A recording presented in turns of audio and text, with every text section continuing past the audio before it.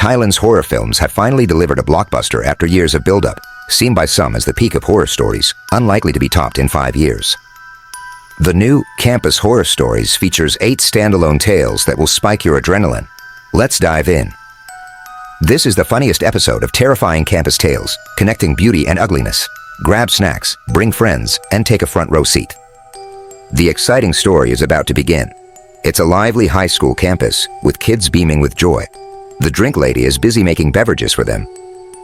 Just then, a slender, beautiful teacher walks in, smiling and moving gracefully like a lotus swaying in the breeze. She approaches the drink lady's stall, speaking softly like a spring breeze. With soft gestures, he is the campus rose, Teacher Hammer. The drink lady owes him money, and today he's here to collect.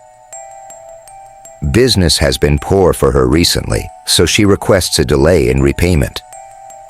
The attractive teacher, Mr. Guang, intervenes. Naturally, one must respect a handsome man, so Teacher Hammer opts to return another day. The principal arrives, reminding everyone to behave as students are watching. Surprisingly, Teacher Hammer is gentler with the principal, who owes him money and can only retreat. Teacher Hammer catches up but finds mischievous students with parody comics of him. Angrily, he tears one down. The students, having made a mistake, must face punishment, but Teacher Hammer can't bring himself to be harsh, only symbolically hitting the desk and chair a few times. Furious, the desk and chair hide in a corner of the campus, grumbling about Teacher Hammer. The janitor, Brother Shao, overhears and casually agrees, teaching them to repay kindness and seek revenge. He even says, "A gentleman's revenge is never too late."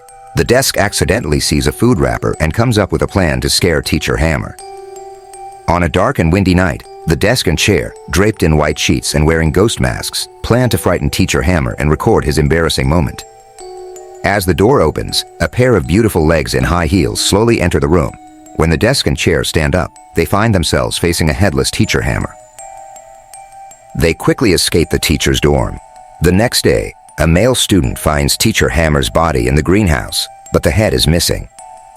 The campus buzzes with speculation about the real culprit.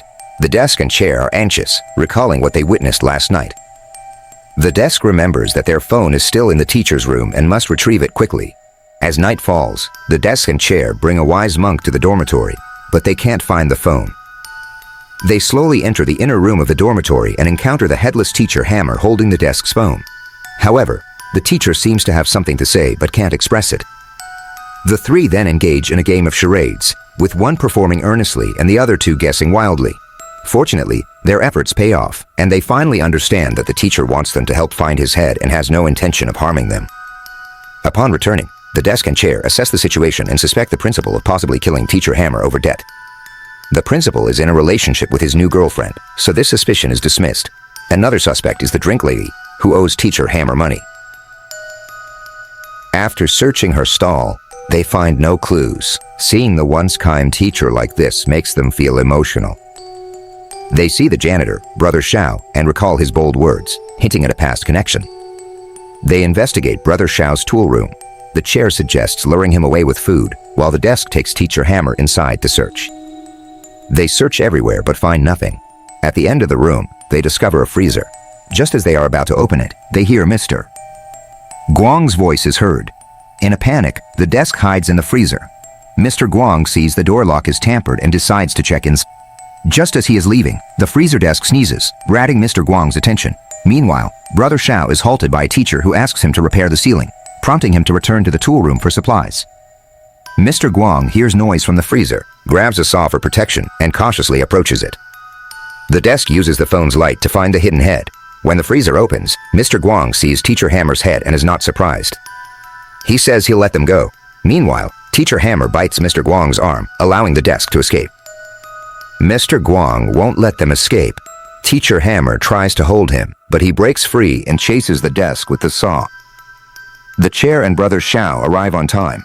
They expected him to be a hidden master, but he loses in one round. Just as Mr. Guang is about to strike, the desk suddenly throws Teacher Hammer's head to the chair.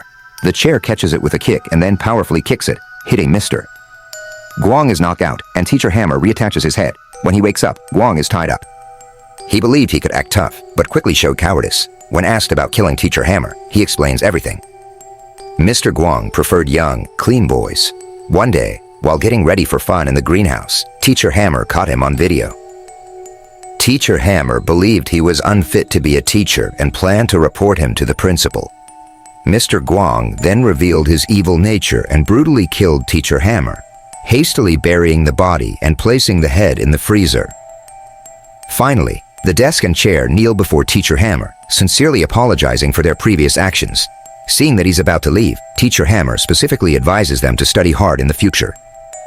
He prepared gifts for them, which they opened joyfully.